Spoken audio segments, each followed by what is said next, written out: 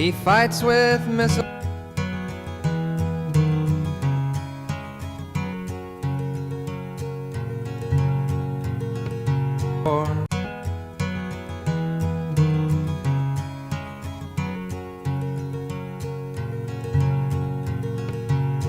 He's 5'2" and he's 6'4". He fights with missiles and with spears. He's all of 31 and he's only 17. He's been a soldier for 1,000 years. He's a Catholic. What is it, Charlie? Absolutely. What is it, Charlie?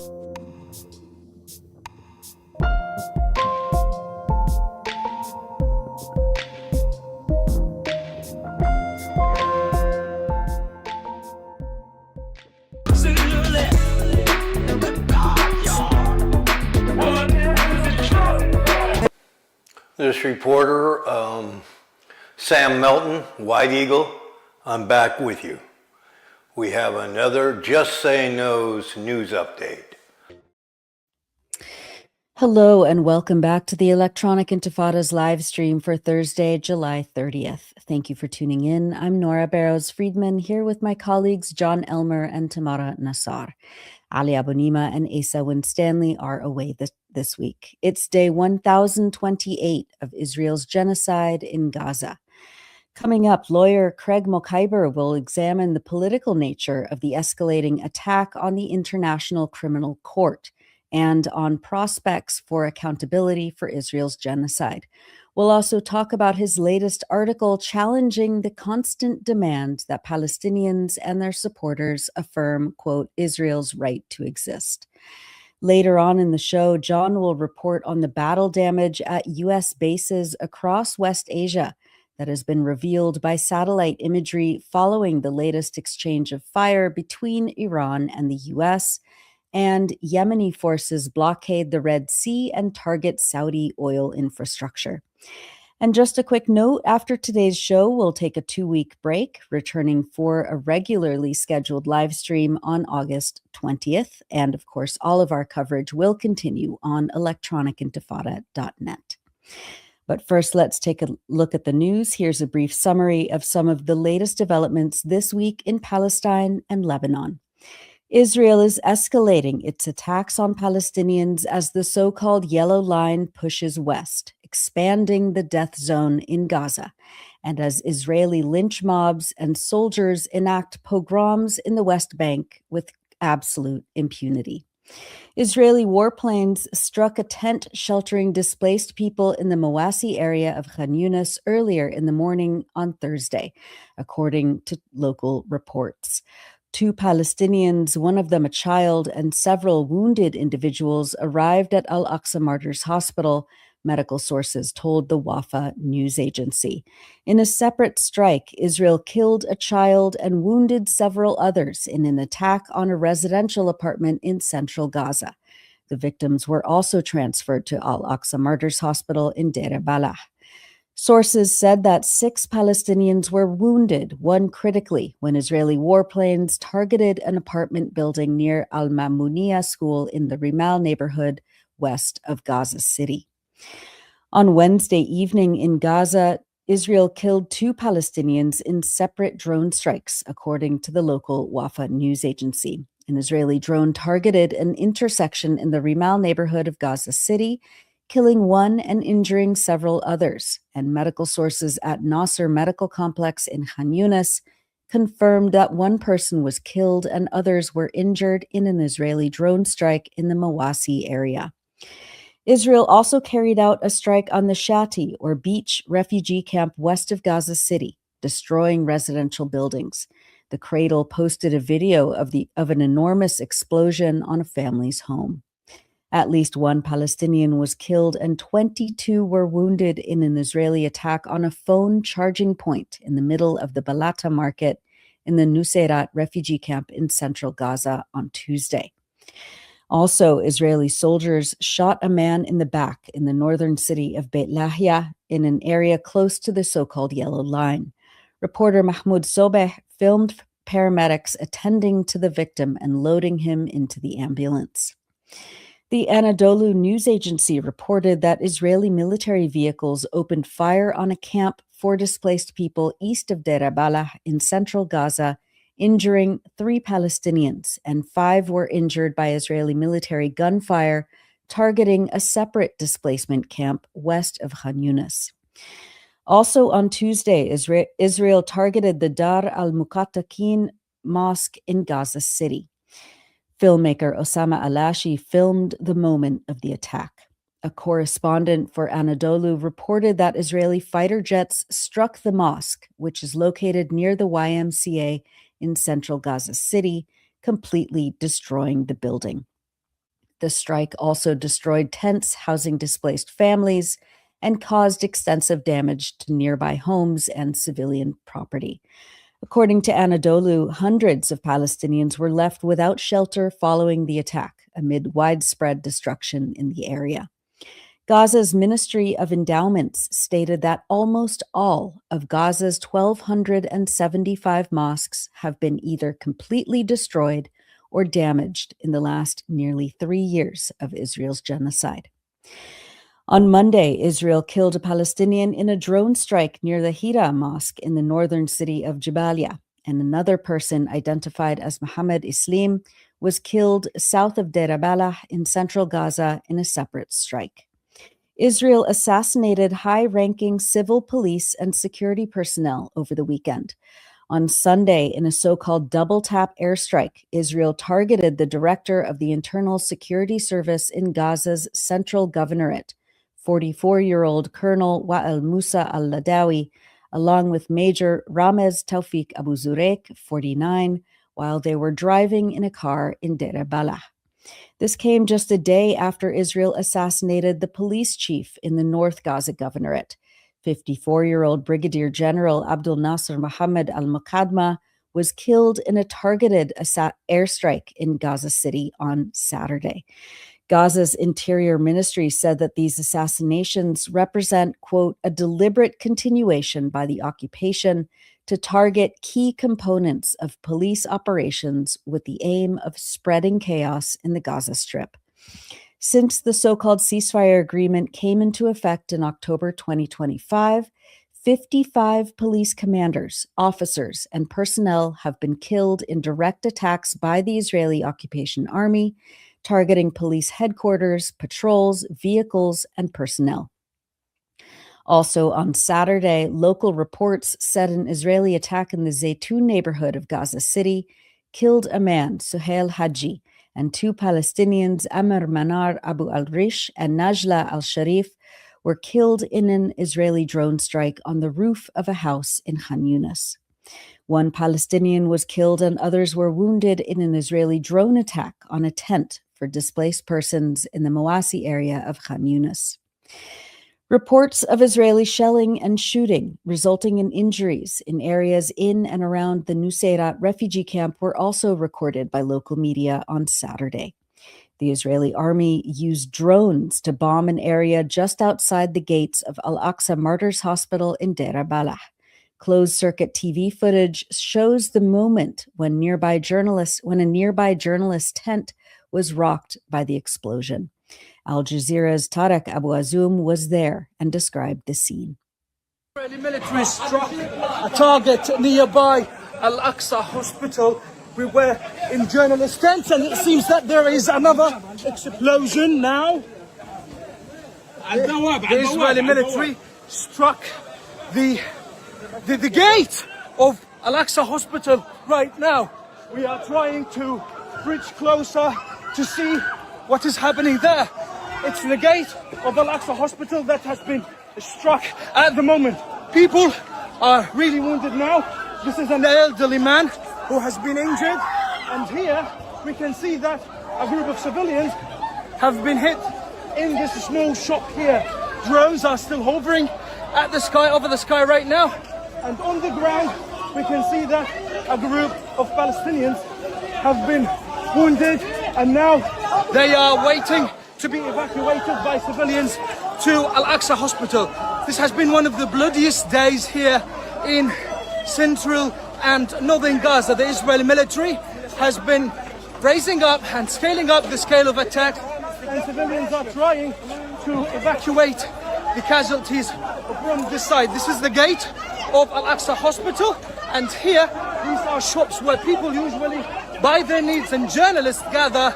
So it's another chapter of agony, misery, and relentless attacks as ambulances and casualties are now evacuated to inside the hospital here. It's very chaotic at the moment as the Israeli military is still scaling up the attacks with no sort of respite across the territory. That was reporter Tarek Abu Azoum in Deir Balah on Saturday.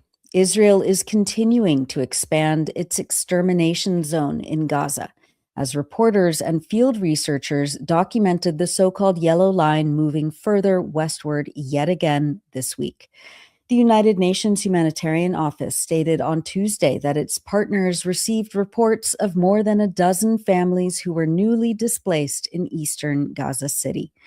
Palestinians in Deir Balah, Khan Yunis, and the Gaza City neighborhoods of Zaytun, Tufah, and Shujaiya, as well as northern Rafah, told Reuters that Israeli forces have advanced the yellow block markers during the past 10 days, triggering new waves of forced displacement.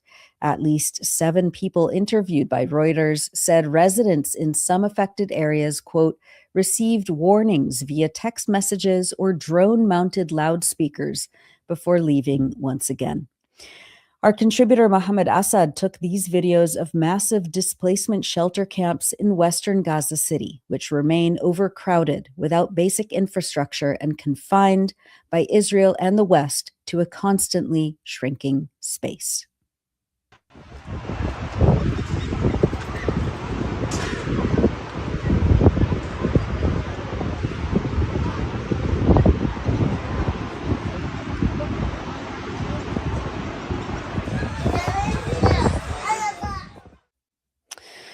Turning to the occupied West Bank, 4 Palestinians were killed on Friday, July 24th, in a rampage by Jewish Israeli settlers and soldiers in the village of Tel, near Nablus in the north.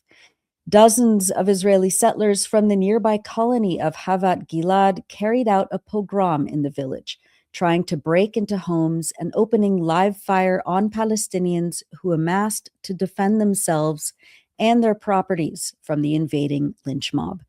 A joint statement by Palestinian human rights groups says that as villagers rushed to assist in the defense of their community, quote, an armed settler wearing military apparel opened live fire on civilians, injuring several. Incensed by the attack, a villager confronted the armed settler and disarmed him. A subsequent exchange of gunfire resulted in the deaths of a soldier and an officer from the occupation forces, both residents of nearby settlement outposts. The exact source of the gunfire remains unverified, and no presence of Palestinian firearms was reported or proven in the area. The resident of the village who disarmed the settler and was shot dead was later identified as Farouk Ramadan. Uniformed Israeli soldiers then arrived at the scene, the joint statement adds, and immediately opened live fire directly at Palestinians. As a result, 4 Palestinian residents of the village of Tel were killed, and 4 others sustained live ammunition injuries. The injured were subsequently evacuated to local hospitals for medical treatment. Israeli forces later that afternoon infiltrated the city of Nablus, raiding the hospital where Palestinians injured in the settler attack were receiving treatment, and arrested them in the emergency department. The Palestinian rights groups add that later that night, Israeli forces again raided the village, arrested approximately 30 residents, and raided the home of Farouk Ramadan, who had been killed earlier that day, in preparation for its punitive demolition. Dropsite News reports that, quote, armed settlers accompanied by the Israeli military established a new illegal outpost on the site of the attack, installing caravans after uprooting hundreds of Palestinian-owned olive trees in the area. It is one of at least 6 new colonial outposts reported on occupied Palestinian land as Israeli settlers take advantage of the mass crackdown they incited in addition to the expansion of existing outposts over the past few days alone, with the support of the Israeli army, drop site added. Other outposts established by Israeli settlers over the weekend in Palestinian villages include those in Safa and Sinjil in the Ramallah Governorate, in Deir Istia and Deir Balut in the Salfit Governorate, and Asira al-Shamaliya in the Nablus Governorate. Multiple other outposts are being expanded, drop site reports. Following the pogrom in Tel, Israeli settlers engaged in other attacks in nearby Palestinian villages and set fire to homes and cars. The Palestinian rights groups said in their joint statement that on Friday evening, heavily armed settler militias under the direct protection of the occupation army launched coordinated attacks against the villages of Sara, Urif, Jit, and Fara'ata. Settlers set fire to homes, vehicles, and agricultural fields and severely assaulted local residents, inflicting serious injuries. Simultaneously, they continued an unprecedented campaign of violence and intimidation against the town of Beit Furik. Settlers also set fire to a mosque in the village of Kur on Sunday, spray painting its walls with racist graffiti and damaging the interior of the building before local residents managed to extinguish the fire. Another mosque, which was under construction in the village of Kusra, was attacked by settlers also on Sunday. The Israeli mob burned wooden materials and construction equipment at the site, local reports say. My colleague Tamara Nassar will be publishing a detailed report on the accelerating rate of Israeli settler violence and pogroms across the West Bank, so do look for that on electronicintifada.net. Following the settler pogrom in Tel, Israeli soldiers attacked journalists with tear gas while they were working in the village and covering the developing story. Israeli forces also imposed collective punishment measures on Palestinians across the West Bank, including closing major checkpoints and the entrances of towns and villages. The Israeli army closed a checkpoint south of Nablus, preventing an ambulance from passing through, which was carrying a pregnant woman in emergency condition. The Anadolu news agency says that the ambulance crew was held for more than 30 minutes while the woman, who was 6 months pregnant and suffering from severe bleeding, was forced to undergo a search despite her critical condition. The ambulance officer said that Israeli soldiers ordered the crew to switch off the ambulance's engine, causing its onboard medical support equipment to stop operating. The ambulance was eventually allowed to continue to the hospital, where doctors managed to save the woman's life but were unable to save her fetus. In the Jordan Valley village of Ain al-Helwe on Tuesday, July 28th, the Israeli civil administration, backed by occupation forces and settlers, carried out demolitions of homes belonging to the Daragma family in violation of a Supreme Court injunction order, according to the Jordan Valley Activists Collective. In a video posted by the activists, Israeli bulldozers are seen tearing down structures and destroying property while Israeli soldiers look on. This past week, Israeli forces ordered the demolition of at least 10 Palestinian homes in the town of Beit Dajan, east of Nablus. The Wafa news agency reported that the demolition orders are targeting homes and agricultural structures in the central and eastern part of the town, including a poultry facility. In Lebanon, our contributor Rokaya Shamsuddin reports on continued Israeli attacks on the south, where she says the reality on the ground clashes with the Lebanese state's PR campaign. She filed this report for the Electronic Intifada on Wednesday. This is Rokaya Shamsuddin reporting for the Electronic Intifada. The so-called ceasefire framework backed by the United States in southern Lebanon has been thoroughly exposed as a hollow diplomatic fiction, collapsing entirely under the weight of relentless Israeli violations as Israel continues its relentless campaign of destruction. That reality was driven home recently when an explosive-laden drone, in an operation attributed by the Israeli military to Hezbollah, directly targeted and struck an Israeli D-9 armored engineering bulldozer. The heavy machinery was actively operating along a self-declared military zone on the Alit Tahar Ridge. According to the occupation's military, the overnight precision strike set the heavy engineering vehicle ablaze and caused significant material damage. As of publication, Hezbollah has not confirmed or denied that they took part in any resistance operations. While Israeli occupation forces routinely violate every principle of sovereignty by maintaining a permanent military footprint and carrying out daily attacks inside southern Lebanese territory, Israeli officials have labeled the drone strike a so-called blatant violation of the ceasefire, invoking pretexts of underground infrastructure and mobilizing forces around the al-Tahrir Ridge. Occupation authorities immediately began weighing a wide-scale military retaliation.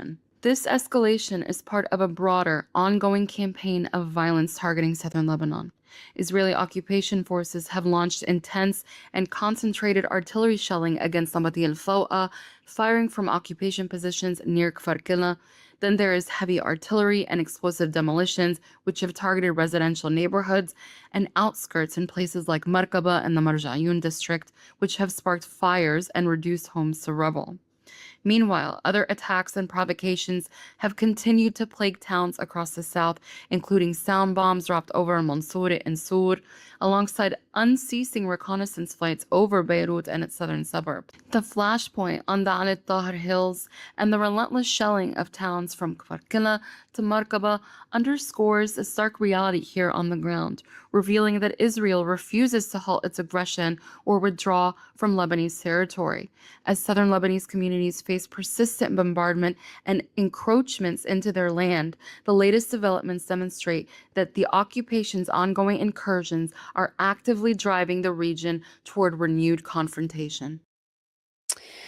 That was Rokhaya Shamsuddin reporting for the Electronic Intifada from Lebanon, and she filed that on Thursday today, not Wednesday. We've published many features in the last week, but today we're highlighting excerpts from Danger is Never Distant in Gaza's Orange Zone by Donya Ahmad Abu Sitta, writing from Gaza.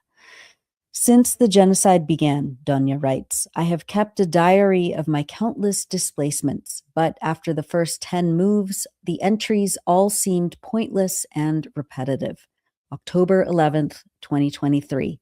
Moved to a UN school after Israeli explosions shook our home. December 5th, 2023. Moved to Rafah. Sniper was meters away from the UN school. June 13th, 2025. Moved to Al-Mawasi after Israeli forces launched another ground invasion of Khan Yunis. Weather was hot. Transportation unavailable due to lack of fuel. In those previous displacements, we've been forced to leave rented homes and apartments after following evacuation orders, sometimes leaving everything behind. But with this latest displacement, there was no evacuation order, no immediate threat. The owners of the apartment we were renting wanted to sell it. My family and I had lived in this apartment in Western Khan Yunis at the Al-Nam Sawi Towers for nearly a year. From the 5th floor balcony of the apartment, we had a view of the backside of the Nasser Medical Complex, where we could see the funerals of martyrs and hear the sirens of ambulances following every explosion from Israeli bombs. As a medical student, the location was convenient, as I didn't have to walk far to the trainings and workshops held at Nasser, always packed with students, some of us sitting two to a chair. At one workshop, we learned how to stitch up wounds.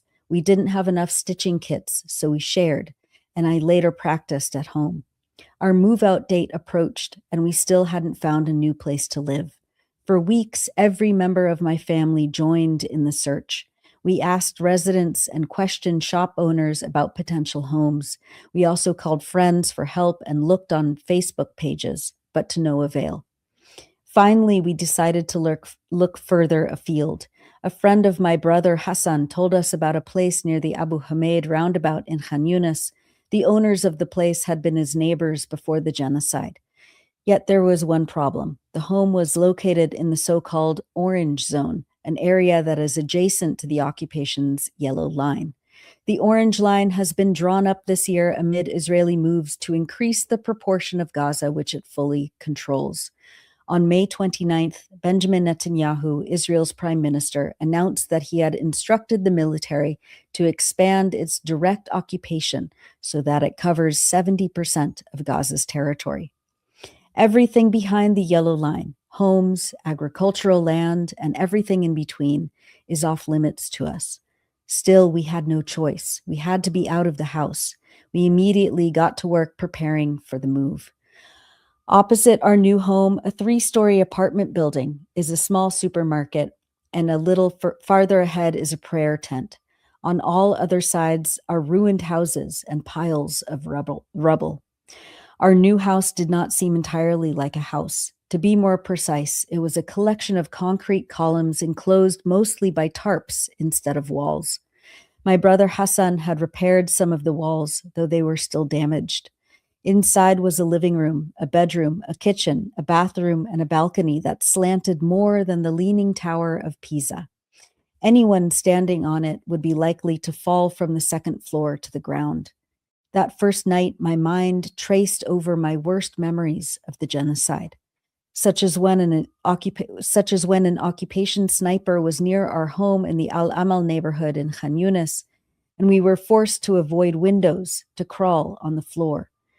Then I thought about the time a special forces unit entered the Al-Shabura camp in Rafah at the beginning of 2024, and the quadcopters hovered low and targeted anyone who moved. My mind considered all these scenarios, as if helping me plan for them. How would I respond if anything like that happened tonight? I messaged my close friend Bara. I feel like there are people under the rubble surrounding me from all sides. She replied that I wasn't just feeling that, and that certainly people were under the rubble. I fell asleep wondering about the people under the rubble. Did they live for a long time under the rubble? Did they suffer? Had their calls to rescuers gone unheard? I hoped that one day they could be buried. We have now been in the house for over a month. The water truck comes twice a week. People line up and wait for its arrival. From there, hoses extend from the tanks on the truck, and we fill our containers. Obtaining drinking water is a separate ordeal. We pump water from our 1,000-liter rooftop tank, which lasts us for about 3 or 4 days. For bread, we have to go to the city center to buy it because there is no bakery in the area. Adjusting to the new home hasn't been easy. There is no stable internet connection in the area, and we are still making repairs to the house, as it has no proper water or sewage system. Our most recent improvement involved partitioning off a space with a nylon curtain for my brothers from the main living area. Quadcopters approach the neighborhood daily, morning and evening, to film and survey the area. Yet I have grown to feel more comfortable in the house now, since, safety-wise, there is no truly safe place in Gaza. Those are excerpts from Danger is Never Distant in Gaza's Orange Zone by Donya Ahmad Abu Sitta, writing from Gaza. Read more on electronicintifada.net. And now, as we always do, we wanted to highlight people expressing joy, determination, and reclamation across Palestine and around the world. Our contributor and dear friend Abu Bakr Abed posted 2 videos a few days ago of Palestinians in Bethlehem and Gaza celebrating the achievements of high schoolers who have passed their graduation exams called Tawjihi. The first one is of a group of youth celebrating on top of an 18-wheeler truck in Bethlehem. And the second is from Gaza, where people are playing music and celebrating in a displacement shelter.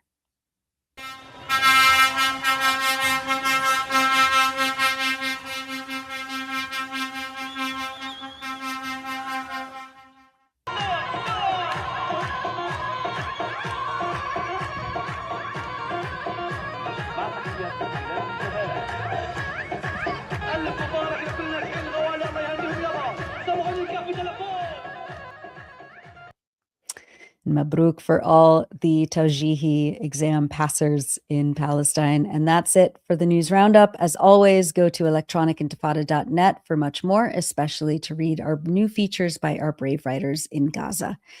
You're watching the Electronic Intifada live stream. I'm Nora Barrows-Friedman, and as I mentioned, we won't have a show for the next 2 weeks, but we'll be back on August 20th. And Ali is away today, but he and I recorded an interview with human rights legal expert Craig Mokhiber yesterday. We'll play that now, and then we'll come back with John. Watching and listening to the Electronic Intifada live stream, I'm Ali Abunama here with my colleague Nora Barrows-Friedman. Last week, the 125-member Assembly of States Parties to the International Criminal Court voted to dismiss the court's chief prosecutor, Karim Khan, following disciplinary proceedings over allegations of sexual misconduct. 82 member states voted in a secret ballot to remove him from office.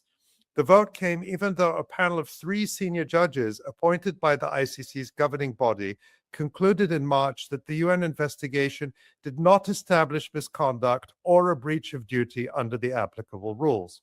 Israeli Prime Minister Benjamin Netanyahu, who is indicted for war crimes and crimes against humanity in Gaza by the ICC, and his supporters are celebrating. None of this happened in a political vacuum. Khan applied for arrest warrants against Netanyahu and then Defense Minister Yoav Gallant in May 2024. The court issued the warrant 6 months later for those crimes in Gaza. The United States and Israel responded with threats, sanctions, and a sustained campaign to cripple the court and intimidate anyone cooperating with it, including by sanctioning court judges and officials and human rights organizations that work with the court. Earlier this month, U.S. Secretary of State Marco Rubio announced what he called a sweeping campaign to dismantle the ICC, including more sanctions, travel bans, and pressure on countries receiving U.S. aid to reject the court's authority. Rubio later promised that Washington would dismantle the ICC brick by brick if necessary. And this week, Middle East Eye reported on recordings from October 2024 of telephone calls in which Netanyahu and the late U.S. Senator Lindsey Graham discussed using the misconduct allegations against Khan to delay the arrest warrants. Graham then helped recruit Democratic Senators Ben Cardin and Richard Blumenthal to a bipartisan letter demanding an investigation of Khan. Our guest today, Craig Mokhiber, has warned people not to allow Western governments to rewrite this history. As Craig put it, whatever one thinks of Khan, the same states that refused to execute the arrest warrants against Netanyahu and Gallant mobilized their diplomatic and political power to remove the prosecutor who requested them. Craig Mokhiber is an international human rights lawyer with more than 3 decades of experience. He served as director of the New York office of the UN High Commissioner for Human Rights until he resigned in October 2023 over the world body's failure to act against Israel's genocide in Gaza. Craig has also just published an important new article rejecting one of the central dogmas of Western support for Zionism, the claim that Israel has a right to exist. We're pleased to welcome Craig Mokhiber back to the Electronic Intifada live stream. Hi, Ali. Hi, Nora. Good to be back with you. So good to have you back. Thanks, Craig. It's great to see you, Craig. And you and I just a few days ago at the weekend were on a panel together at the conference of the Green Party USA that was in Chicago. And it was really incredible to hear you there. You brought such energy, and I had to do it online, but you were there in person, and it was good to hear from you that there was so much energy in the room. There was indeed. You know, for all of the horrors that are confronting us these days, I have to say the people are mobilized, and this meeting in Chicago was just the latest, example of how people are coming together to see what to do at this moment of existential threat to human rights and to all of us. And I'm encouraged by the energy that's coming out of civil society and out of progressive activists from all around the globe.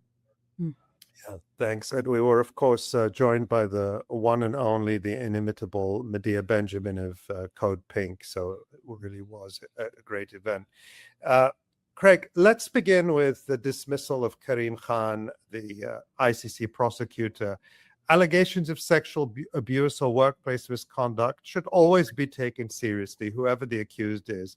But in this case, a panel of 3 senior judges concluded that the UN investigation did not establish misconduct or a breach of duty under the applicable rules. But the Assembly of States parties then reached the opposite conclusion and removed Khan in a secret ballot. Help us understand what happened. Yeah, and I want to echo what you hinted at there as well, Ali. None of us knows what happened behind closed doors between Karim Khan and his staff. None of us and no one else besides the two of them. I worked for decades in a hierarchical international organization. I know that those disparities of power are fertile ground for abuse of all kinds. And you're right that that's not something ever to be taken lightly. But the irony here is that this is an institution which is supposed to be dedicated to the rule of law, including due process, respect for judicial decisions, and so on. And yet that's not what happened in this case. You had, over longer than a year, a series of investigations that resulted first in an internal investigation that could not proceed because there was no complaint from the complainant. This was originally brought by a third party. You then had a factual investigation by the Office of Internal Oversight of the UN that collected all of the testimony and data that it could collect that did not arrive at any conclusions and did not certify any guilt on any part, but just sort of set out the case. And then you had a panel of independent judges appointed by the Bureau of the ICC itself that, as you say, returned a finding that Karim Khan, under their standard, could not be found to have been responsible for misconduct of any kind, by the way. But the Bureau, which is a political body, to be clear, the court is, in the first instance, a body of member states.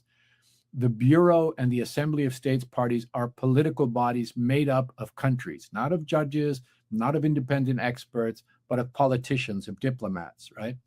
That body decided to effectively overturn the decision of the judges, the panel of judges, and to call for the punishment of Karim Khan despite the finding of those judges, and then later to present that case with intensive lobbying to the full Assembly of States parties that then agreed with them and took the same decision.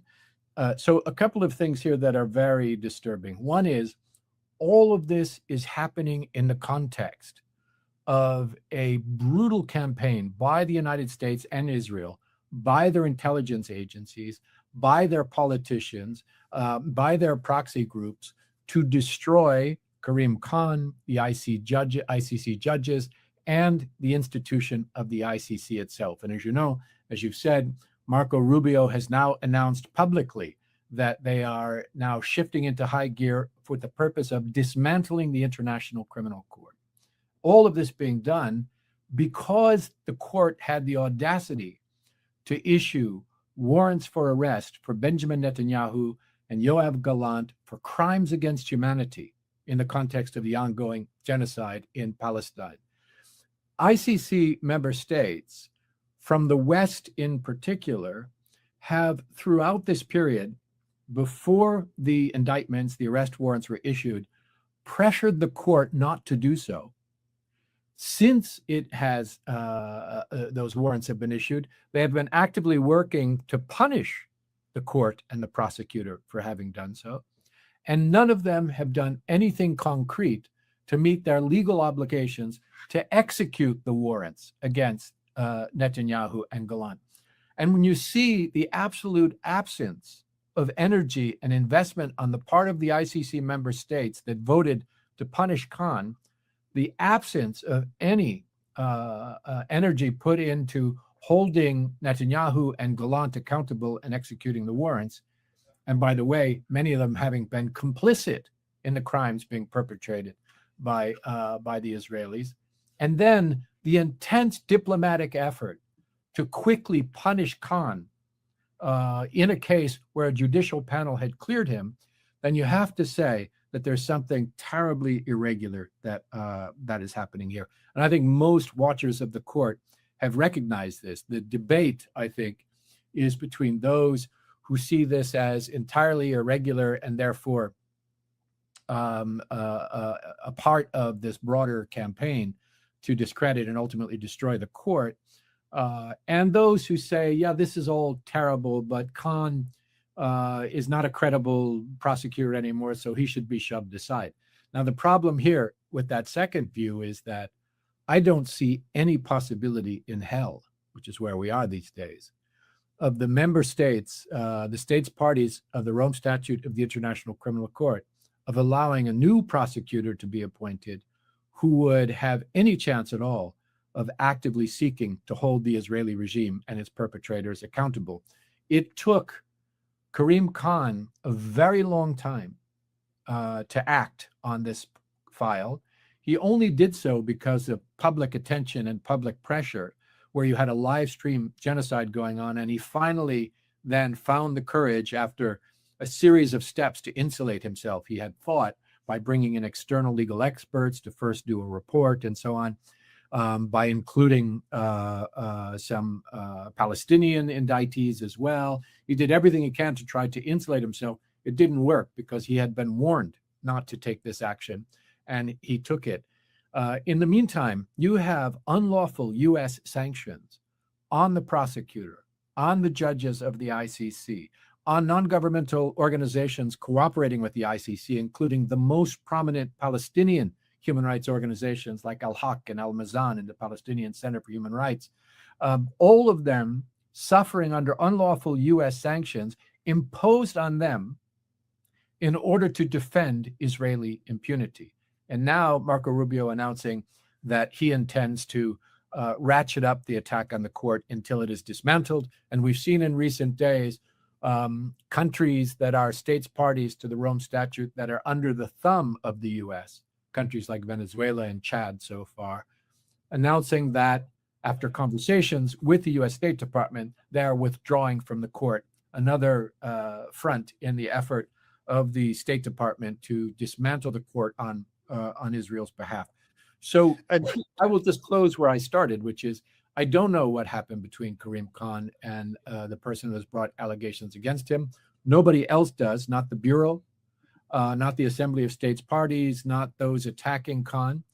But I know that there was a judicial process and an investigatory process that did not hold Khan accountable, and it then shifted into a political process spearheaded by Western allies of the United States and Israel in order to remove him in the context of a broader assault on the court. And I think that's something that should disturb all of us, alongside our concern about potential sexual abuse and exploitation. And by the way, as I've said in my one of my posts recently, those who claim to be concerned about allegations of sexual abuse don't seem concerned about the fact that there is daily, gross, widespread sexual abuse taking place as we speak of Palestinian prisoners at the hands of the Israeli regime. The hypocrisy is too thick to bear. Yeah. Yeah. And just one quick follow-up, just to be clear, that the removal of Khan, as politically motivated and improper as that is, and also despite his shortcomings, as you said, he did the minimum and waited as long as possible to do it. But that doesn't cancel the arrest warrants for Netanyahu and Yoav Gallant. It does not, but what it does is it sends a further chill into the staff of the court, the judges of the court, the assistant prosecutors at the court who are responsible for handling the cases until a new prosecutor is appointed, and certainly for any person who would stand to be elected as the new prosecutor of the court. This is a campaign of intimidation. That's what the sanctions are about.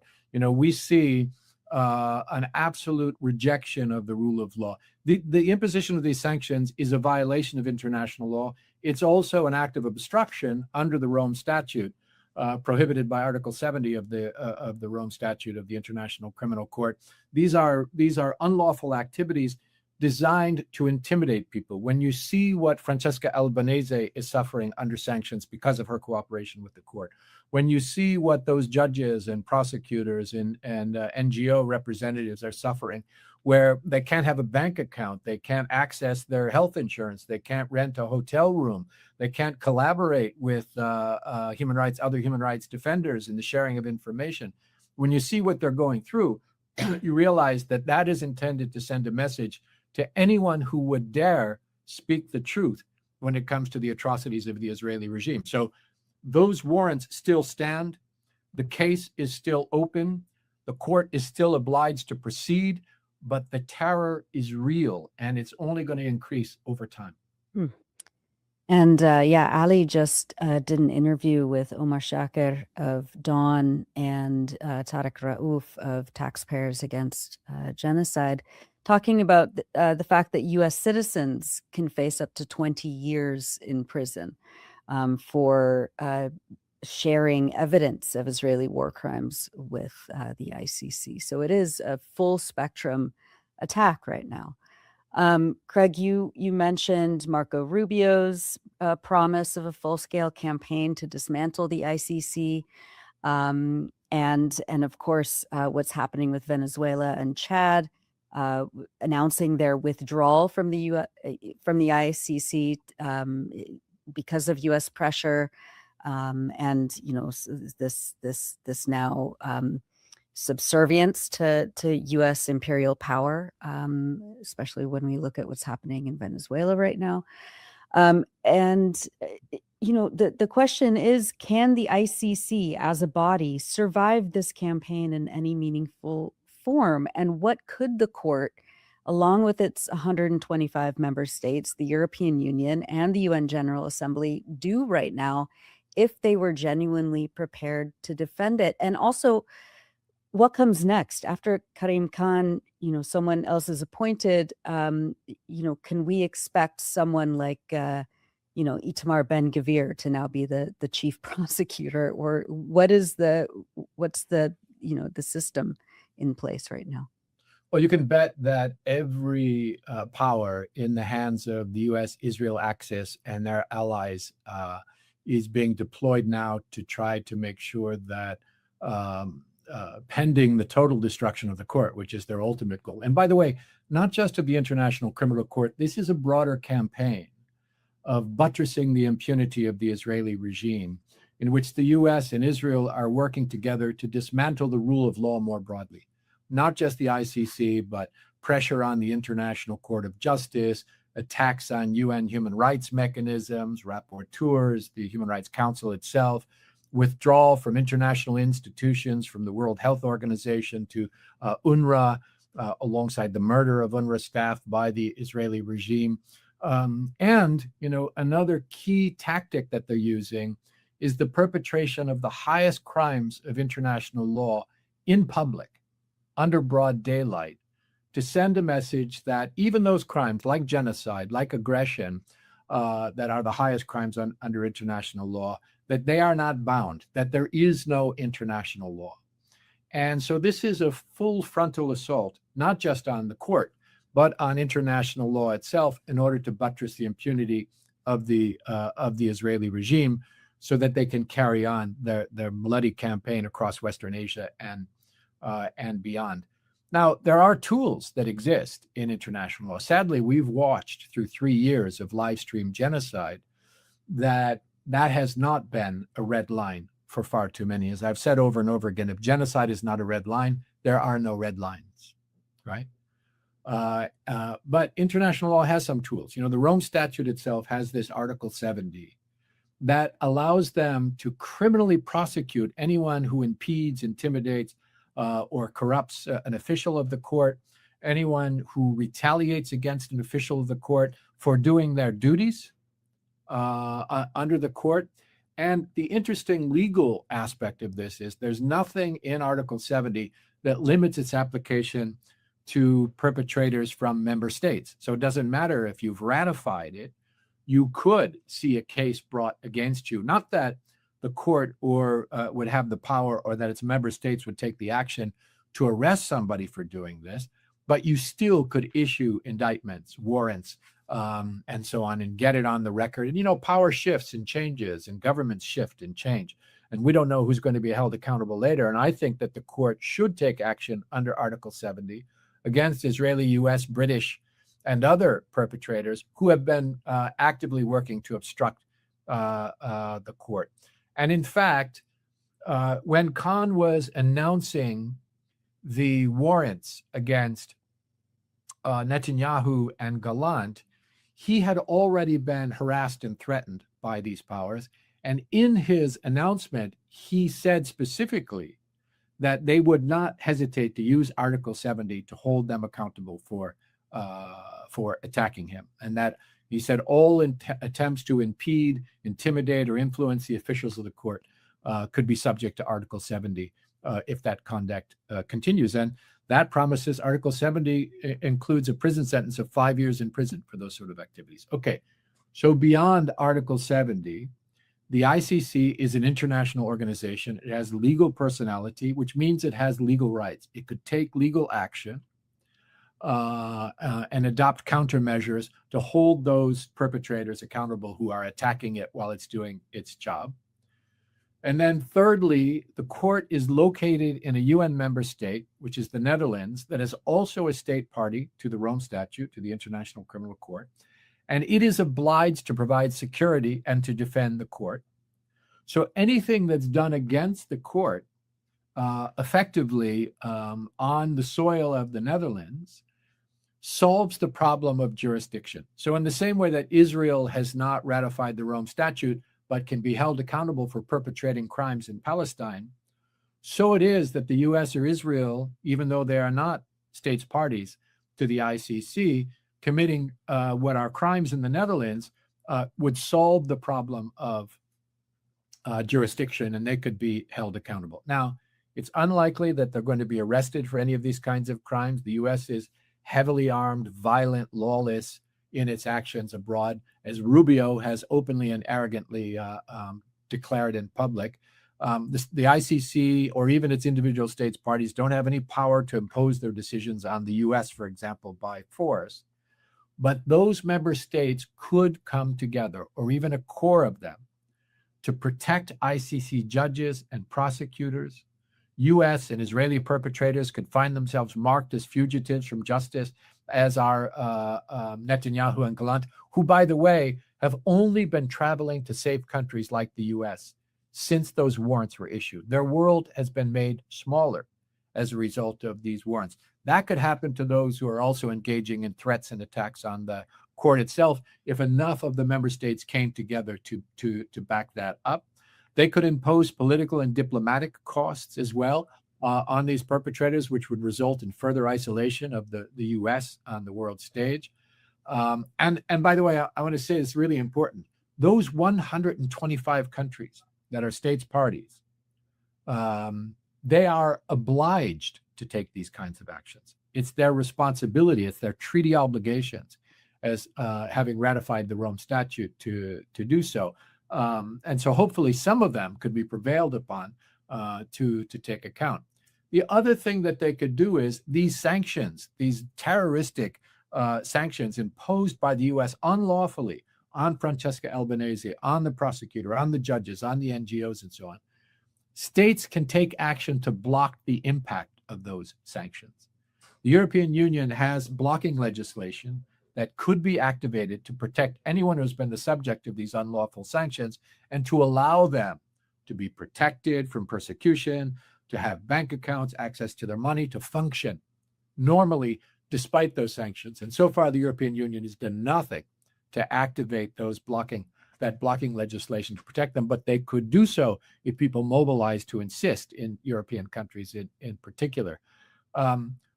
Member states, as I've said in the past, could convene an emergency session of the General Assembly under Uniting for Peace to circumvent the US veto and the UK veto and the Security Council and adopt measures to push back against the assault on the court, the assault on international law, the assault on the UN and on the NGOs.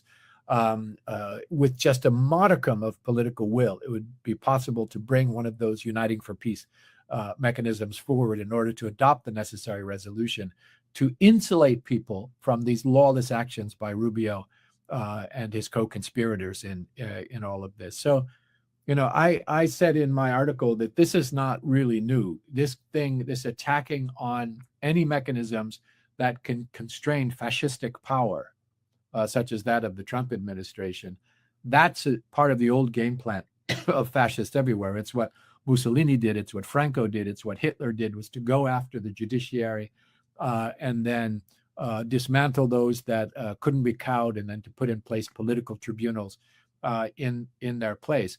But what's different about what the U.S. Israel Axis are doing now and what Rubio is doing now is that they've taken this old fascist game plan and they've made it global.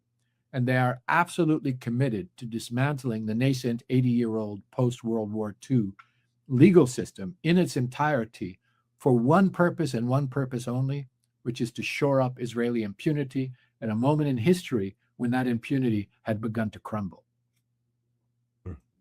And of course, it's worth noting that this week, Benjamin Netanyahu flew to Washington to meet with President Donald Trump and to attend the funeral of the warmongering Senator Lindsey Graham. And he was granted safe passage to the airspace of 3 EU countries, Greece, Italy, and France, and Canada, all of which claim to support the ICC and uphold international law. Craig, I want to turn to your article, your latest article for Mondoweiss, headlined, "No, Israel does not have a right to exist. Quite the contrary, actually." The demand that Palestinians and their supporters affirm Israel's so-called right to exist has become a compulsory ritual in Western politics. Germany has even moved toward criminalizing denial of that supposed right. But as you point out, no one is constantly ordered to affirm the right of Italy, Canada, or Germany to exist. Indeed, East Germany no longer exists, and I haven't heard too many people demanding that its right to exist be respected. Why has this exceptional claim become such a powerful political litmus test? And what does international law actually say about the right of a country to exist? Well, no country has a right to exist. This is something that was entirely made up, sui generis in the case of Israel, by those who were insecure about the, at best, shaky legal standing of the state of Israel to exist at all. And so that's why you never hear anyone, you mentioned Germany.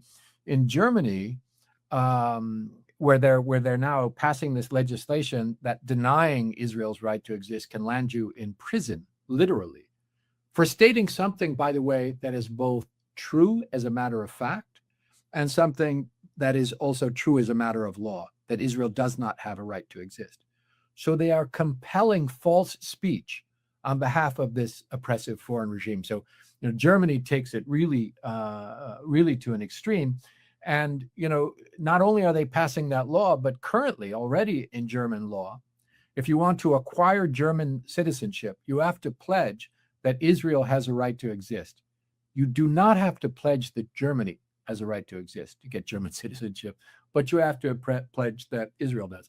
And the reason that this is done, including by Zionist media corporations in the West, by pro-Israel politicians in the West, by all of these other actors, is a kind of legal insecurity, which is at the very heart of the Israeli project, the Zionist project in Western Asia. It has no right to exist. Now, it's true that no country has a right to exist. It's true that I've said when I joined the UN, there are a lot of countries that existed that did not exist when I left.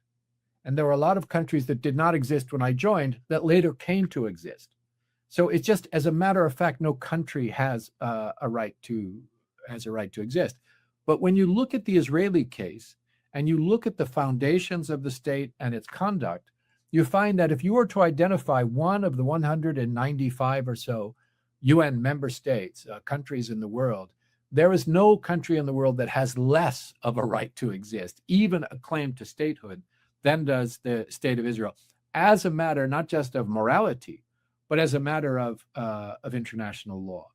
And so I think, when you say why, the regime and its proxies are so deeply insecure about the legitimacy of the state of Israel.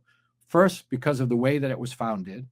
Secondly, because of its current standing vis-a-vis borders and other issues. And thirdly, the lawless and bloody history, the extreme conduct of this so-called state over decades. Because of that insecurity, they feel they need to enforce a fictional orthodoxy, that everybody has to say something that is obviously not true.